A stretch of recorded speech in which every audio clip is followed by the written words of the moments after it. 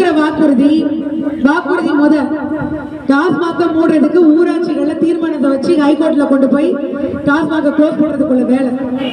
ரெண்டாவது, அனுமதி மீறி நடத்தக்கூடிய குவாரி, அனுமதியை மீறி அளவுக்கு அதிகமா அள்ளக்கூடிய சரல் மண்கள், எடுக்கக்கூடிய கற்கள், அதெல்லாம் தடுத்து நிறுத்துவேன்.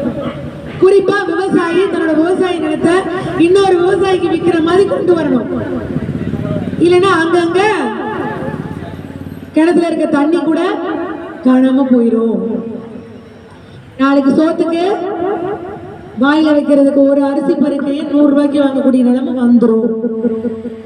சும்மா பேசிட்டு இருக்கிறதுல நடக்க போறது இல்லை. இந்த 5 ஆண்டுக்கு ஒரு முறை எல்லாரும் கும்பு வாரம் போறோம் நினைச்சிட்டு இருக்கிறதுல இதுல கிடையாது. அந்த ஓட்டுப்பட்டியில போய் ஒரு நிமிஷம் யோசிக்கணும். இவங்க எல்லாம் நமக்கானவங்க தானா? இவங்க எல்லாம் இன்னைக்கு வந்துட்டு அன்னைக்கு வந்தாங்களா? நம்ம ஊருக்கு என்ன தேவை? மத்திய மாநில அரசு திட்டங்களை கையூட்டு வாங்காம லஞ்ச லாவணியம் இல்லாம நமக்கு செஞ்சு கொடுப்பாங்களா? இவங்கிட்ட நம்ம நேரடியா நின்று பேசலாமா? இவங்க கிட்ட துண்டை மேல போட்டு பேசணுமா, இடுப்புல கட்டி பேசணுமா, செருப்பு கலட்டிட்டு போய் பேசணுமா, செருப்பு போட்டுட்டு போய் பேசணுமா? 1000 வாட்டி யோசிக்கணும். யோசிச்சு பெண்கள் முடிவெடுக்கணும். அவன் தாரத வாங்கிக்கோங்க.